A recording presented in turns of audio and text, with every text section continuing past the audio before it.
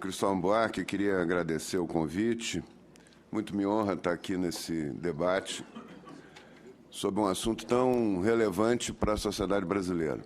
Nós não estamos discutindo aqui um assunto pequeno, nós estamos discutindo algo que terá impacto, e tem e terá um impacto muito grande no futuro da sociedade brasileira, no futuro da saúde pública, no futuro da segurança, né, da nossa gente. Eu queria cumprimentar os que me antecederam. Eu achei, assim, exposições de altíssimo valor, inclusive de altíssimo valor científico, e que acho que qualificam muito o debate que aqui está sendo feito. Eu cheguei a essa questão das drogas, de uma maneira geral, dessa discussão, que não era uma coisa que, para mim, tinha tanta relevância, quando era gestor público, quando era secretário de Saúde do Rio Grande do Sul, que fui durante 8 anos. E coincidiu, durante o meu período de secretário, a explosão da epidemia do crack no Brasil a partir de 2006. Isso causou, quando nós criamos no governo do Rio Grande do Sul um comitê de prevenção da violência, que era uma câmara setorial que envolvia saúde, educação, cultura, desenvolvimento social e segurança, nós começamos a estudar, senador Cristóvão, o que acontecia em cada município do Rio Grande do Sul e mapeamos o estado, as zonas mais violentas, os lugares de maior número de homicídios, de acidentes com vítimas fatais, de suicídios. O Rio Grande do Sul, infelizmente, é o estado brasileiro que tem a maior proporção de suicídios no Brasil, é o dobro da média nacional, né? E começamos a tentar entender, em nível local, o que estava acontecendo. E, para nossa surpresa, praticamente em todos os lugares, os bairros mais violentos, eu vou dar um exemplo que eu sempre dou nas minhas exposições, é o bairro do Jabuticabal, em Passo Fundo. É um bairro de 5.000 habitantes. E nós chegamos no Jabuticabal porque ele tinha um homicídio por semana. Isso é um índice muito maior do que da guerra do Afeganistão, né? Mais de 1.000 e tantos por 100 mil habitantes, né? Então, nós fomos estudando, chegando lá, reunimos professores, agentes de saúde e tal. O que está acontecendo aqui? Qual é a causa? E foi unânime. Não, aqui o problema é a droga. É o crack, principalmente o crack, né, que chegou aqui. Tem crianças de 8 anos, 9 anos, 10 anos, dependentes do crack. E os homicídios estão vinculados com o crack. Mais de 50 homicídios numa localidade de 5.000 habitantes. E aí fomos para o maior bairro que tem no Rio Grande do Sul, da maior cidade, que é Porto Alegre, que é o Rubem Berta, a mesma coisa. Começamos a ver que tinha uma epidemia de violência vinculada à droga, vinculada particularmente ao crack, e que nós não sabíamos. Não tinha um estudo do governo federal, que já tinha a Senad, não tinha um estudo do governo estadual, não tinha. Aí começamos a consultar os municípios. E vimos que alguns municípios tinham algum tipo de cadastro de tratamento para a dependência química. E vimos que era um número elevadíssimo. Santo Antônio da Patrulha, em 2007, tinha mais de 500 pessoas cadastradas no CAPS Álcool e Drogas, se tratando para a dependência do crack e cocaína. Mais de 500, um município de 45.000 habitantes, né? E começamos a ver que pelo menos de 1 a 2% da população do Rio Grande do Sul já tinha algum tipo de dependência de crack e cocaína. Todos os lugares, os juízes da infância e adolescência diziam a mesma coisa. Em alguns lugares, como Montenegro, foi feita uma pesquisa de casa em casa para ver indícios de dependência química, de uso de drogas. Chegaram à conclusão que 2% da população de Montenegro tinha algum tipo de dependência em relação ao crack, fora as outras drogas, né? E aí começamos a nos aprofundar nessa questão, criamos um programa, junto com o Programa de Prevenção da Violência, criamos um programa para enfrentamento às drogas, né? E começamos a estudar no mundo esse problema. Onde é que tinha boas experiências? Porque a questão das drogas é muito simples. Se elas causam um dano tão grande, nós temos que reduzir a oferta e reduzir o consumo. Não tem outra lógica, né? Não tem uma lógica que diga, não, a droga, nós temos que aumentar o consumo, porque aí diminui a violência, né? Não existe essa regra. E ela é muito associada à violência. Só um dado importante. A dependência, o Hospital de Clínicas, a equipe do Dr. Flávio Pechansky, no Rio Grande do Sul, que os nossos psiquiatras aqui conhecem, ele é a referência da Senad em pesquisa sobre drogas. E eles, no ano de 2009, se debruçaram sobre a questão dos acidentes com vítimas fatais, né, no Rio Grande do Sul. E, durante todo o ano, os 2 principais pronto-socorros de Porto Alegre, que atendem a região metropolitana, todas as pessoas vítimas fatais de acidente de automóvel ou com lesões graves por acidente de automóvel foram investigadas. E foi feito exame toxicológico. E a surpresa para todos, inclusive para nós que depois lemos o relatório, é que a maior causa de morte por uso de drogas nos acidentes de automóvel na Grande Porto Alegre foi a maconha, não foi o álcool. O álcool foi a segunda droga. E a terceira, a cocaína. Esse estudo, inclusive, foi divulgado pela Senad. Está publicado e divulgado pela Senad. Isso mostra que existem componentes, existem situações que levam a óbito, levam à violência, direto ou indiretamente, relacionado com todas as drogas que nós estamos discutindo. Quando nós discutimos a questão das drogas também, nós não podemos ignorar um movimento pela liberação das drogas, que é um movimento articulado, que tem, inclusive, a grande imprensa. Os maiores jornais do Brasil defendem a liberação das drogas. O jornal Folha de São Paulo, do dia 29 de junho de 2011, vocês podem conferir, tem um editorial de uma página inteira, um editorial no dia de domingo, a Folha de domingo, que diz o seguinte: nós temos que liberar as drogas no Brasil. E a estratégia primeiro é descriminalizar o uso, depois é liberar a maconha, e depois liberar todas as drogas e deixar que o mercado regule, porque isso é a solução para a violência, para os problemas que nós temos hoje no Brasil. Existe uma intenção organizada nessa direção. Para discutir isso, eu queria só pegar alguns pontos, que eu acho que a maior parte das coisas que eu queria falar já foram faladas aqui. Eu queria chamar a atenção para alguns pontos baseados na ciência, porque não tem como discutir a fronteira da mente humana que é uma fronteira que pode até de uma seita religiosa a uma seita ideológica pode definir como é que é a mente humana. Não tem como a gente discutir isso sem se basear primariamente na ciência, né?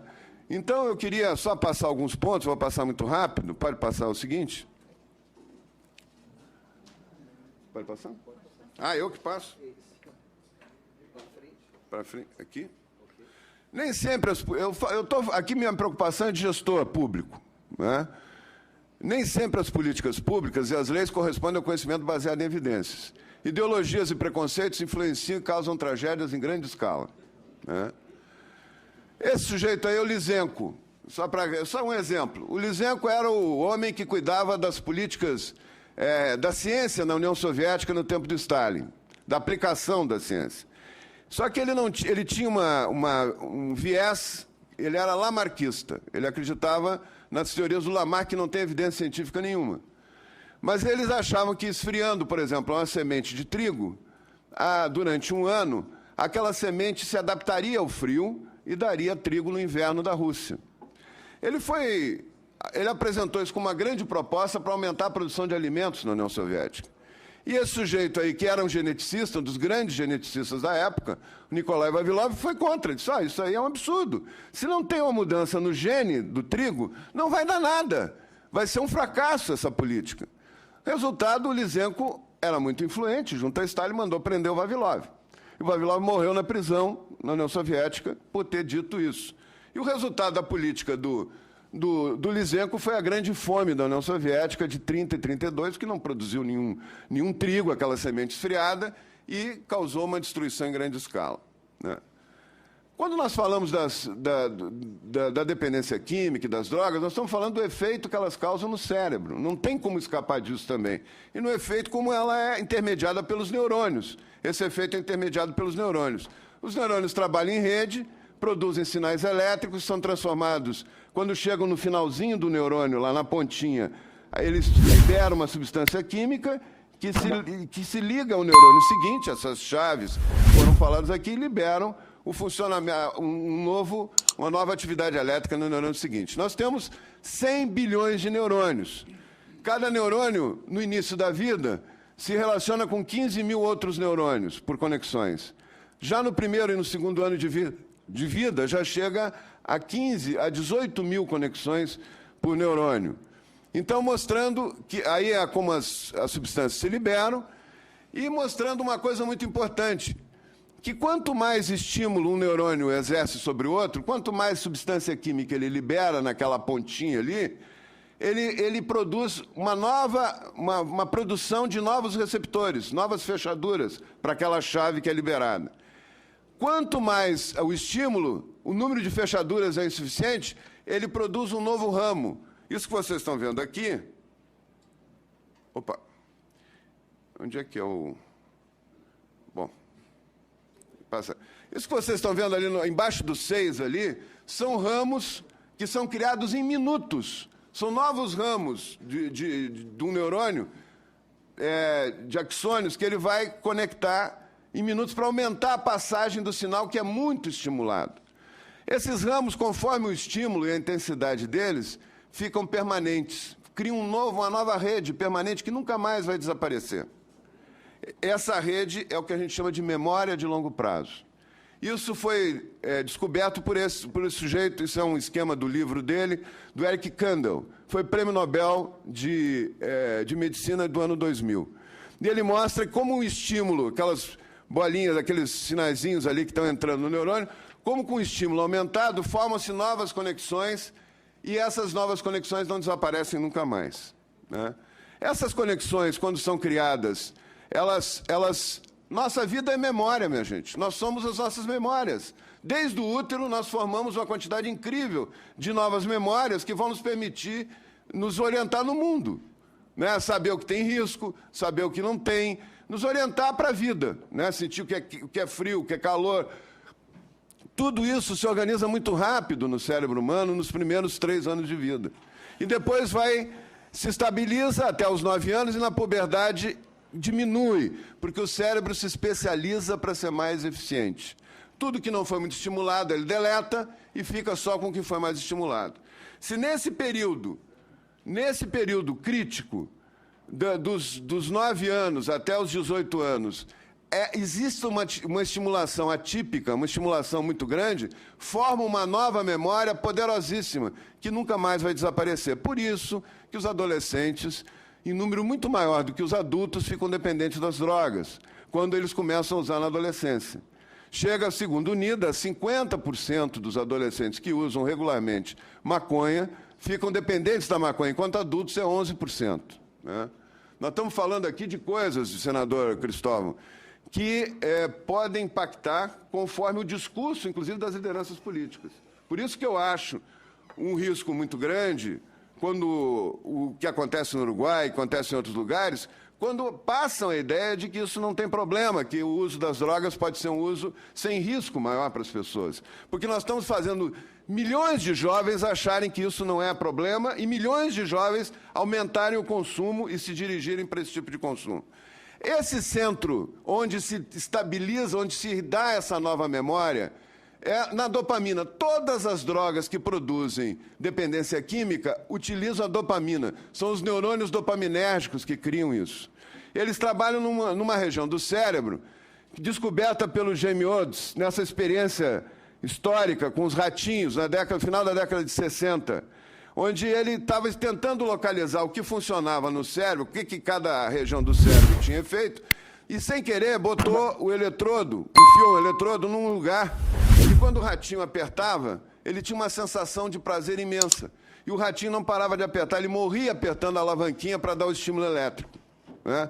Esse é o efeito das drogas, é estimular este centro, que é o chamado centro de recompensa cerebral, onde dá uma sensação extremamente forte de prazer e que altera a motivação, muda o estímulo da motivação. A motivação passa a ser o que nos dá mais prazer, né? Esse é o centro de recompensa cerebral. Tem 2 núcleos mais importantes, o tegmental ventral e o núcleo accumbens. Conforme a droga, a memória é formada num núcleo desse ou no outro núcleo. Ali está a lista das drogas em cima e embaixo. É o crack. A violência não é a violência só do tráfico, quando a gente fala de drogas. Esse menino aí é um morador de Guaíba, no Rio Grande do Sul, que na véspera do Natal matou o pai e a mãe porque não queriam lhe dar dinheiro para comprar droga, né? Isso aí aconteceria com as drogas legais ou ilegais, né? Ela gritava pelos filhos, dizia para salvar os filhos, afirma o estudante que presenciou incêndio em Porto Alegre. Isso foi um sujeito que matou, jogou a mulher da janela e botou fogo no apartamento, matou os 2 filhos. Isso é uma violência que não tem nada a ver com o tráfico, é violência pelo transtorno mental que a droga causa. Esse é o ponto. A violência das drogas está muito mais vinculada ao transtorno mental que elas causam do que as drogas propriamente ditas. São as cracolândias. Aqui é a história natural dos usuários de crack. 25% estão mortos no 5º ano de vida, no 5º ano de uso. Está ali, a fonte está nos estudos, são estudos da Unifesp, tem todo, eu posso passar os slides para vocês. Isso aqui é um dado muito importante. Isso é um estudo do INSS sobre auxílio-doença. O auxílio-doença do INSS, até 2006, a maior causa por dependência química era álcool. De 2007 para cá, explode a epidemia do crack, que é negada, inclusive, por setores da saúde mental do Ministério da Saúde. Um momento, a palavra está com o deputado. Tem 63 inscritos. Eu vou falar da maconha, não se preocupem. Com direito de depois lembrar que é crack, que não é maconha, pedir fonte, mas espere a hora. Por favor. Então, hoje, em 2012, o crack e a cocaína, que eram menos que o álcool em 2006, mesmo sem alterar a curva do álcool, já são 4 vezes o uso já são responsáveis por 4 vezes a dependência. A guerra às drogas, é bom lembrar que a primeira guerra às drogas foi para legalizar, não foi para proibir. Então, nós estamos falando da guerra do ópio. Muita gente fala, a maconha é uma plantinha, como é que vamos proibir uma planta, coisa natural e tal, a planta está aí, ó. Essa plantinha é mais bonita que a da maconha ainda. É a que produz a heroína, produz o ópio, é a papoula. Essa guerra causou milhões de mortos na China, isso é a causa do ópio na China. Aí está as cenas da guerra, quando a Inglaterra, prejudicada nos seus interesses comerciais, quis manter a legalização do ópio. O imperador da China tem um texto que ele diz, nós já temos mais de... 1/3 da população não consegue mais sair de casa. A droga era legal na China. O nosso exército não consegue sair dos alojamentos. Foi derrotado por 4.000 soldados da Inglaterra, toda a China foi derrotada. E nós não conseguimos mais os serviços públicos entrarem em colapso. Por isso que nós temos que proibir. E ele parte para proibir, e os grandes comerciantes ingleses, como esses 2 aí, e mais esse aqui, que eram os homens mais ricos do século XIX, impõem, com a Rainha Vitória, a guerra contra a China para legalizar o consumo do ópio. Inclusive, nesse episódio, é que Hong Kong passa a ser possessão da Inglaterra. A Suécia, até 69, as drogas eram legais. Nós estamos falando aqui da epidemia da metanfetamina. Ficou tão grave o problema da metanfetamina que a Suécia proibiu. E baixou a lei dos 10 pontos, que é uma lei muito dura, como já foi falado aqui, e que reduziu muito o consumo de drogas, reduziu muito os problemas de saúde pública e melhorou muito os problemas de segurança. Pra vocês terem uma ideia, a Suécia tem a população do Rio Grande do Sul e no ano de 2012 teve 60 homicídios. O Rio Grande do Sul teve 2.000 homicídios. A Suécia teve 124 acidentes de automóvel. No Rio Grande do Sul foram 2.500 acidentes de automóvel com vítimas fatais. O Japão, na guerra, dava metanfetamina gratuitamente, distribuía metanfetamina para os trabalhadores da indústria bélica. Quando ele termina a guerra, ele sai com 2 milhões de dependentes químicos da metanfetamina. Baixou uma lei muito rigorosa em 48, que o tráfico estava dominando, estava um problema gravíssimo no Japão, ele não liberou, ele baixa uma lei dura. Em 54, chega a prender 56 mil pessoas, tirar da rua 56 mil pessoas que distribuíam droga, e em 58, só 271 pessoas são presas. Por quê?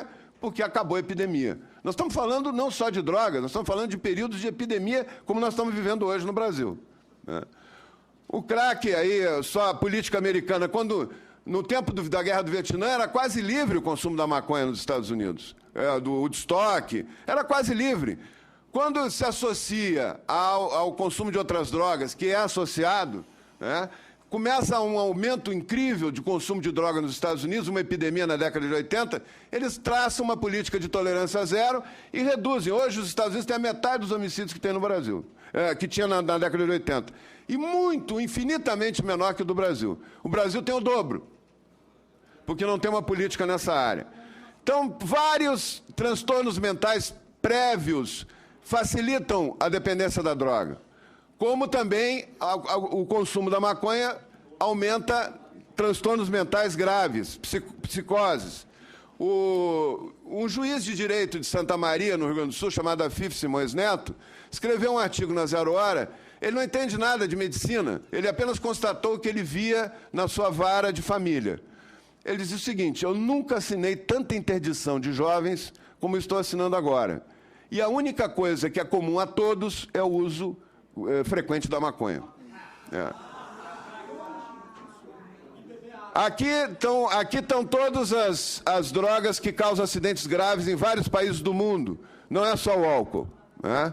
Aqui é o estudo do Hospital de Clínicas, para quem quiser acompanhar. Isso são imagens do efeito das drogas no cérebro. Isso aqui é o uso de um cérebro, na esquerda, um cérebro normal, e na direita, um cérebro afetado pelo uso frequente da cocaína. Embaixo, um coração normal, embaixo, do lado, um coração com infarto.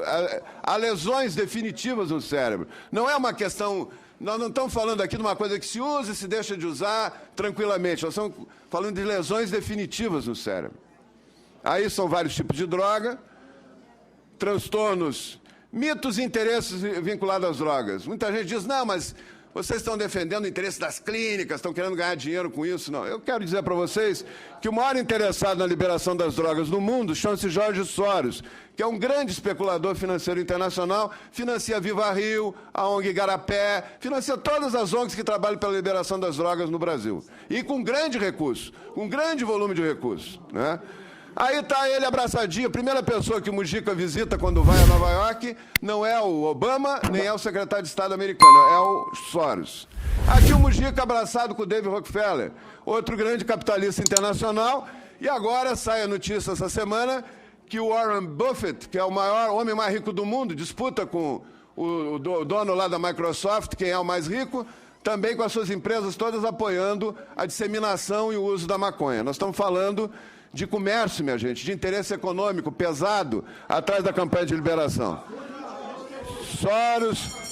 A Suécia, como já foi dito aqui, tem uma diminuição. Portugal tem um aumento de consumo, de dependência. Isso aqui é uma cracolândia de Portugal, onde eles usam heroína em vez de usar o crack. Então, continua. Portugal e Suécia têm a mesma população.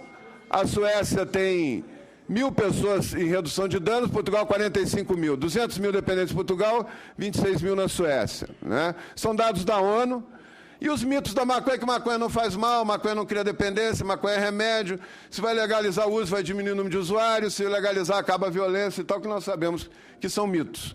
Eu queria falar sobre o uso do canabidiol, né? E dar um exemplo. Eu, como médico, cansei de receitar, em situações extremas, cansei de receitar a morfina. A morfina é um derivado da papoula, que vem do ópio e que é uma substância química separada, isolada da molécula e usada especificamente para aquela finalidade. Tem os seus efeitos, como falou a doutora Ana Cecília, a heroína foi abandonada porque causava um dano muito maior ainda do que o benefício que causava. Todas as plantas, todo o veneno dos animais, todos têm substâncias que causam benefício e que causam estrago, e que causam danos. O veneno da jararaca tem um poderoso vasodilatador, a bradicinina, que é hoje o remédio mais usado para pressão alta. Se separou a molécula e se usa. Isso não pode ser pretexto para receitar picada de jararaca para quem está com pressão alta. A mesma coisa, senador, se eu puder ir para o final aqui da minha exposição. Eu quero dizer A mesma coisa se aplica à maconha. Deputado, um momento. Se continuar com esse comportamento, terminada a apresentação deles, eu passarei a palavra aos parlamentares e encerrarei a sessão. Porque não faz sentido vocês terem 63 nomes inscritos e quererem falar no meio dos que aqui estão. Até porque, quando as perguntas forem feitas, se cada um, nas 63 perguntas, se comportarem com torcidas, isso não é mais um debate, é um caos completo. Então, eu peço silêncio. Se não houver, eu vou suspender o debate posterior ao ouvir os parlamentares. E aí vão prejudicar, inclusive, aqueles que se inscreveram e que estão se comportando, ouvindo o que está dizendo. Querem contestar o deputado? Vocês vão ter tempo depois. Então, fica aqui afirmada a decisão. Eu espero que vocês se ajudem a que haja um debate. O risco que nós temos com a questão do canabidiol, eu acho até que o canabidiol pode ter efeitos, a molécula específica do canabidiol pode ter efeitos importantes, pode ter. Não, acho que o padre Aníbal mostrou, e com precisão científica, que ainda não tem, a Ana Cecília também, não tem nenhum efeito combinado. Mas vamos supor que tenha. Se pega a molécula do canabidiol e se usa. Isso não pode ser desculpa para fumar maconha. Né? Essa que é a questão. Isso é que está acontecendo nos Estados Unidos. Nos estados que liberaram para uso medicinal, 99% das pessoas que usam não têm doença nenhuma. Estão lá comprando uma receita por $80 e liberando para fumar maconha.